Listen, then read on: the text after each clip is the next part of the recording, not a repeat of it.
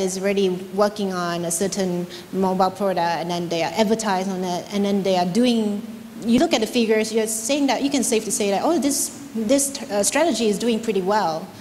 Is there any example you can share? For us, we do use mobile ads. By mobile, I mean we do YouTube ads, because YouTube viewing in the Philippines is ridiculous. 1 million hours per day. Wow. Yes. I don't know how many hours 1 million hours is, but it's a lot. A lot of people watch a lot of videos. So YouTube ads on mobile especially are very important for some of our brands. One of those who have done that is to certain success is, I think, Coke, because Coke is such a huge brand in the Philippines. Everyone drinks Coke every time, anywhere. Open happiness. So we do get a high rate of clicks, and it does spread brand awareness and brand affinity quite a lot. Our insights show really good click-through rates as well on the ads, especially the ones that feature celebrities. You know, in the Philippines, if you want to sell anything, any of you who will go there for business, get a celebrity. Get like a pretty cute young girl or a tall dude and use him as an endorser. You can sell anything. Seriously. But because you mentioned about YouTube, right? So it means that at the same time you're working with Google, because Google, you have the user profile, you know what kind of search. So it comes to also SEO, like search engine optimization. That when we throw out the term search SEO, search engine optimization, not everyone, not every brand, so not every, maybe SMEs even understand the term. Oh, yes. So can you guys help us define and make it define it in a layman's term? What is SEO, and what is the more common strategy that we can look at probably to be successful in social media and internet for our brands? The first part of it, in terms of targeting, I just wanted to say on that, it's really scary, the kind of information we have about consumers today on the internet. Everything that you do on Facebook, everything that you post, every word that's there in your Facebook handle is tracked by us. And using every word, we can target a relevant ad to you. It's that scary. I don't have your home address as yet, but I think I'll get there. But it's literally that scary. And I think search engine optimization, and Google being the biggest search engine today, a few years ago it was all about, and this is technical, but the meta tags in the website basically had to be Google crawler friendly. So Google has these spiders which crawl through websites and pick up your websites, and they had to be that friendly. But that's completely changed. So if agencies or if my coders are not up to date on that, it's scary. And now so we spent the last 5 to 10 years trying to explain to the client how the website needs to be friendly and all of that. Now we've gone back to the client and we have to explain to them that it's not about the website being crawler friendly, but it needs to be social. And just having a Facebook icon there or giving a Twitter, allowing you to share this on Twitter is not being social friendly, but you have to have the entire social space covered. So if you have videos on YouTube, Google the social space on there. So everything has to be taken into account before your website ranks in the organic listing high up there and under the relevant searches. So SEO, yesterday we were talking about it, SEO is no longer SEO, it's now SMO.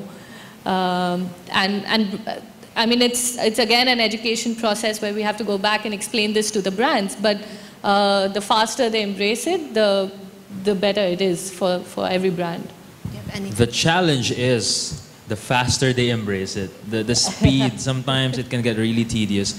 We're in the same industry, we're in advertising, so we kind of get each other's challenges. It's very, very difficult to explain to traditional marketers and very old school mentality clients. My God, explaining SEO is, okay, so what are all of these? No, they search it up, of course, and then they go on Wikipedia and they give you all these technical things. It's so hard to justify, right? Some campaigns sometimes, because they don't understand. So sometimes it has to be as basic as trust us. And, you know, it has to be that way, I think. But if it was going ever have to be a layman term. Please do not quote this because it's just a horrible definition.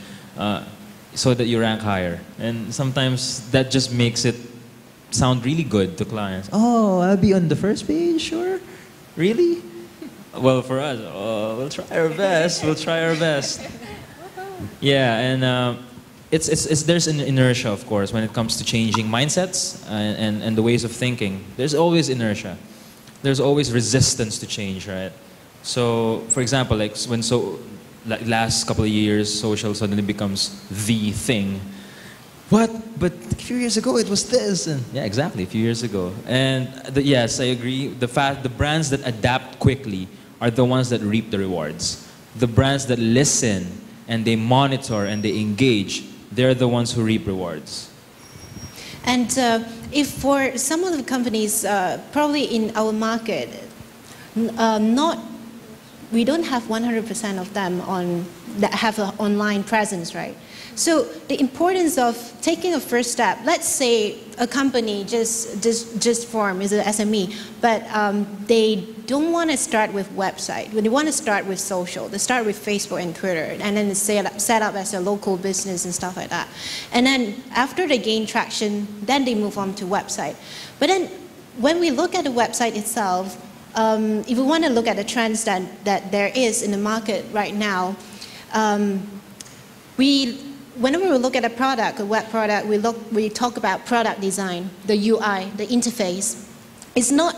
Yes, the information about your company and about your product is important, but then how can you engage with the audiences visually, and then with the content that comes together that gives you that kind of experience where, oh, this website is so cool, it's something new.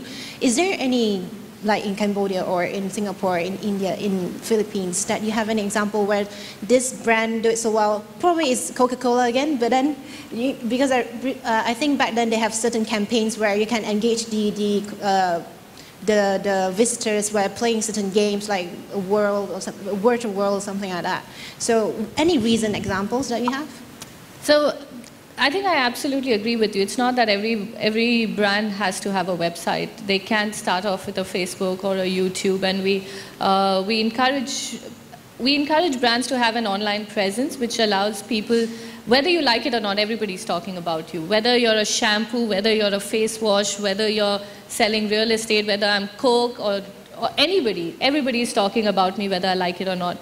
But giving people a platform to interact with the brand, it doesn't have to be a website. It can be any other forum.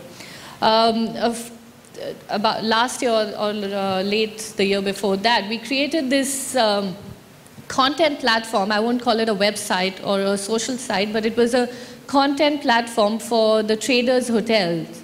I don't know how many of you know about Traders, but Traders is basically a Shangri-La hotel property, but it's more targeted to the business audience. And Traders had this standard hotel website for years, and it was of really no use or no relevance unless a business person had to come and book a hotel on the website. And a lot of them don't do it themselves. It's done by their admin person or the travel person. So what we did was, Traders wanted to engage the business audience in the online space. So we created this platform called Be Ready, and it's still live if any of you want to go and see it. But it was a content platform on the iPad, on the mobile phone, and everywhere, which aggregated interesting content which was relevant to my audience. So things like, what is the fastest way to get through Hong Kong immigration? It's a nightmare. It's really, really like you land there at 2 in the morning and there are about 200 people in the immigration queue. Or things like, it had a translator, so when I'm in China, I can just have the hotel address or my office address on my phone and show it to my taxi driver and I get there. What is the best way to fold my shirts so the iron doesn't get creased and things like that. So really, really interesting content that was being aggregated by consumers, by professional content aggregators, and pushed out on every platform possible. So if I'm a consumer of that site, if I like something, I could like it, I could share it with my friend, I could do all of that. So that's a highly, highly social platform. It's not on Facebook, it's not really a website, but it's a content platform. So for me, I think that was really well done. For 1 second, I want to take away from talking about content aggregation or content production from the brand perspective. Let's look at average people like you and I. I would like to talk about grassroots empowerment in terms of internet and social media. So in Cambodia itself, and probably in the region, neighboring countries, how has social media give voices to average people and empower them? Like just now, your example was about the policemen, right? Traffic police. So what about the rest of them? Well, police are getting scared now. Police and even the government, sorry to say that. Social media actually, it's like a two-way communication. You put there and then you get feedback from other people. Even newspaper, in the past it was like one-way communication. Journalists submit their stories to the editor and editor just publish them. And if audiences want to, the readers want to send a comment, they just submit letters, But nowadays it's easier. You put it on social media and then you get comments right away. And for grassroots empowerment, so in Cambodia, it's not really a culture of open talks about something, because people don't like talking about their personal things in public. But when social media arrived in Cambodia, and then people start sharing information that is weird, like even personal information, So privacy like, no longer relevant, just like Mark Zuckerberg said, right? No, not in Cambodia. Yeah, so it has given voice to grassroots movements, to non-profit world, in order to voice out their opinions, to do their campaigns, and it's very low cost for them. Before they need to contact traditional media like TV and newspaper, and it's really expensive to go to those places or media outlets to do advertising. So, like I said, now almost everybody in Cambodia is equipped with smartphones, and you can get say a smartphone for just $40 to $50 in Cambodia, which is ridiculously cheap, And so what people do, they started to hold other people accountable, They post, like I said before, the example about the traffic police. So on YouTube, I see a lot of traffic videos, like the argument between the traffic police and the people, and they cannot go to police stations and say, oh, this police has made that mistake and that mistake. So people do not have that power. In reality, it's different. So social media has given these individuals a voice, to share information and to hold certain people accountable for what they do.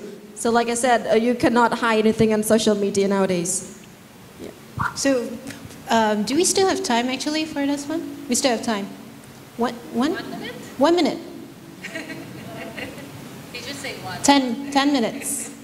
So, because from build on what you said earlier, it would be like, because of internet technologies and because of social media, it shifted the way we communicate. And then privacy is no longer relevant. Is it the same in Philippines? Do people just share that easily on Twitter, saying that, oh, this is what I have for lunch, or on Instagram, this is the food or lunch that I just had, or a buffet or whatever, Check in. Well, the Philippines is a very social country, and to a fault. There is a lot of instances. Well, I think it doesn't necessarily have to be in the Philippines, just in the Philippines. Oversharing is, of course, a problem. I think I overshared for the past day with my 4 square check-ins. So getting so many points, right? And I was sharing food, yesterday's nasi lemak and then today's nasi lemak. I was sharing it. Yeah, because yesterday I think it was ikan bilis and then today it's sotong. So, I like nasi lemak. And we in the Philippines, we're a culture of sharing information. Sometimes it can be to a fault, personal information just gets out there all of a sudden. Yeah, and then Food, especially food. So how can we see it as a business opportunity of people start to share so much information? So there's also a term where we call it big data, right? There's tons and terabytes of whatever information that we have about every individuals. So seeing that more and more people are now more open about talking about themselves, probably not face to face, when we are communicating face to face in the physical world, we may still not sharing that much information, but when you go on social media, like when you look at my Facebook and Twitter, you might say, oh, so this is what Cherries is all about. So how can we leverage on that as an opportunity from a business perspective? But if we think about it in such a micro, hyper-targeted way, it might be challenging, but if we're going to look at it from a big picture, I think that's where brands can come in. Well, that's what I would recommend sometimes for a social strategy planning session. For example, we found out that about 70% of the most kind of Instagram photos shared are tied. Two things are tied for the first place. The first is travel, or places you travel, which is I proved to another level yesterday, and food.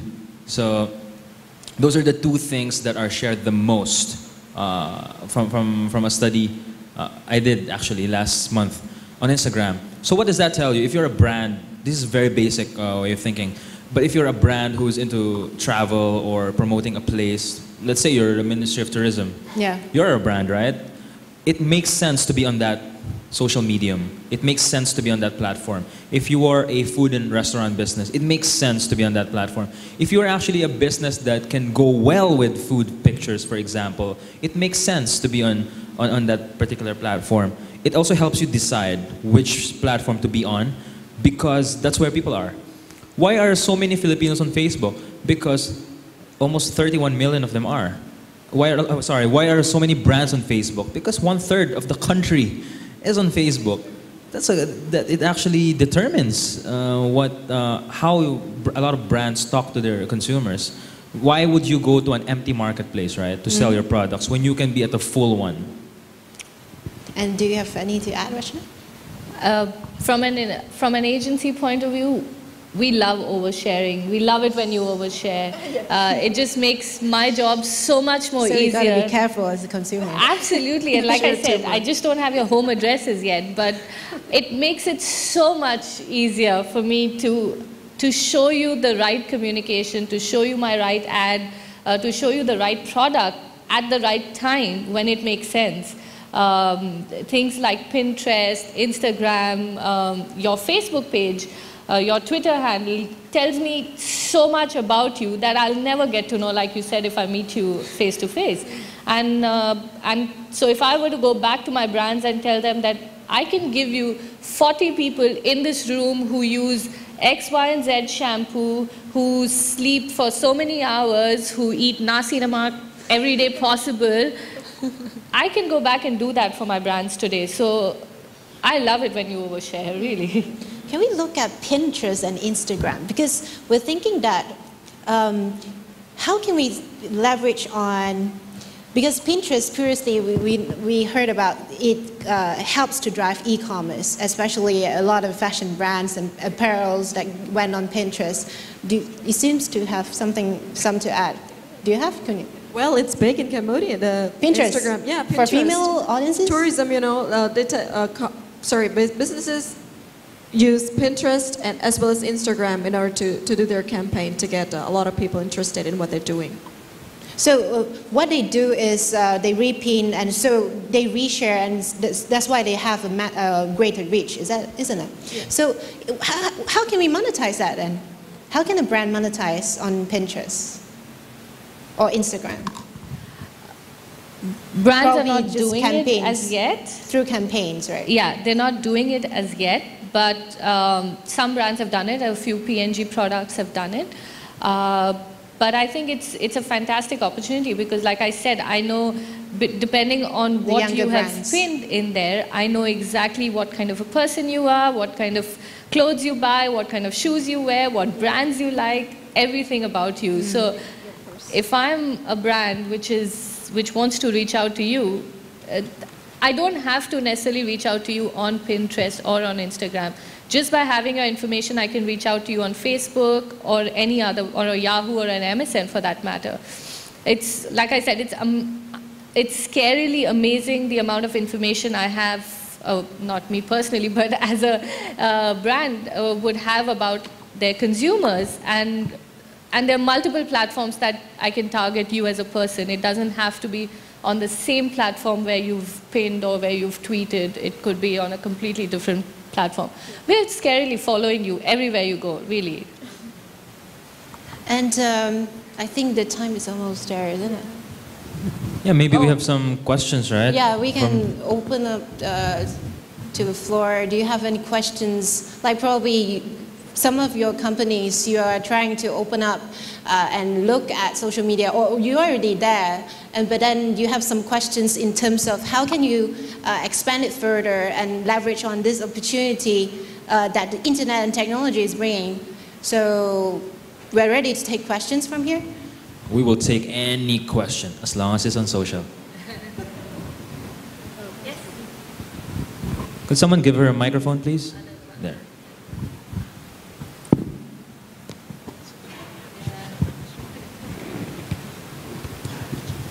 Hi, my name is Hazi. A very good morning to all the panelists and everybody.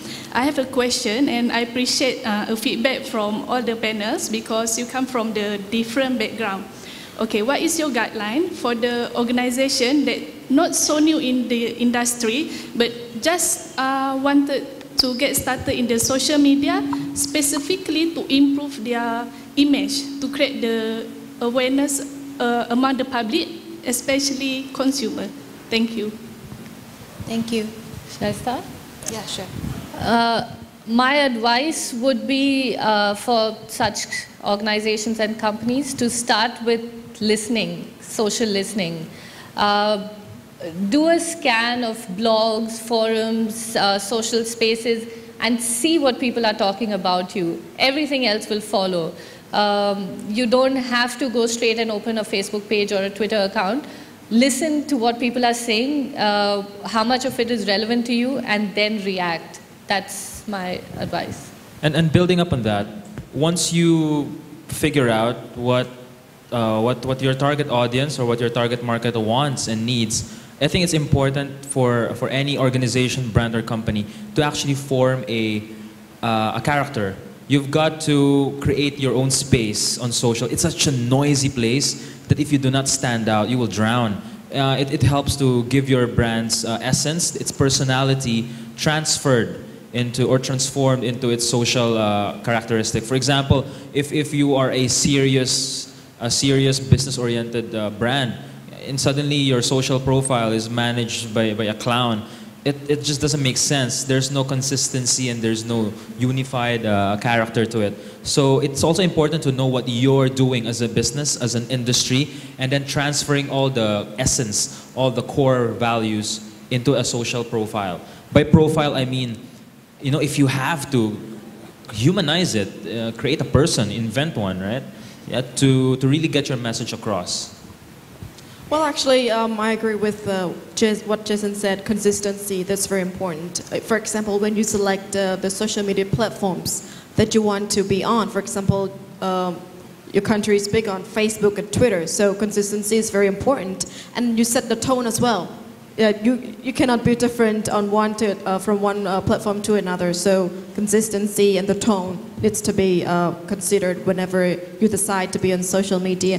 And before you set up, like Rajna said, before you set up a Facebook account or Twitter, make sure you listen and then decide. You need to have meetings with your colleagues and then decide what sort of social guidelines you need to stick to, and you need to be on the same page when you work on that. Does that answer your question, ma'am? Okay, cool. Yes, sir. That was fast, huh? He went like...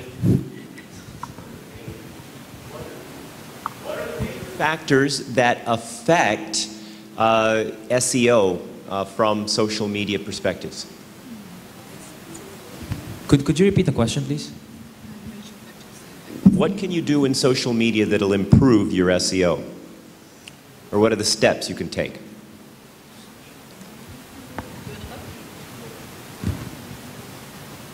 there are tons of things that have to be done and should be done. And we could probably have this discussion offline, but from a very broad perspective, if you're looking at your online space, whether it's a website or content platform or whatever it is, if it has to be SMO friendly, it has to be social or sociable. Your content that you have on your site, you need to allow users to be able to share it, interact with it, engage with it. That's one of the basics and the biggest step that needs to be taken. And I also think you have to be very careful with your content. Your content has to be very, I'm not going to say robust, because that gives the image of it has to be a lot, but it has to be enough, because a lot of brands, I think, they're not that active on social. And that's a shame. It's an opportunity to speak with people on a daily basis, and sometimes in a every few hourly basis. I'll give you an example. A lot of the brands we handle, they don't have their own websites, but when you search them on Google or on Bing, they come out on the first page. Their Facebook pages come out. Their Twitter accounts come up. So it does tell you that a robust and consistent and relevant content that people share, that's very, very important. You know, we cannot stress enough. If your brand is awesome, it's the coolest, biggest brand in the world, but only your mom shares it, where will you be? It has to really appeal enough that it compels you to, wow, I really like that. You know what, I'm gonna share this. And the more it gets around, I think that also plays a factor, right, on SEO. It has to get around, it has to, it's such an overused word, but it has to, you try to make it viral. You know, you cannot decide if something will go viral, but you can certainly pray that it will. And if it does, it's only good for your brand name. Do you notice any common elements that you can find in terms of probably a certain videos or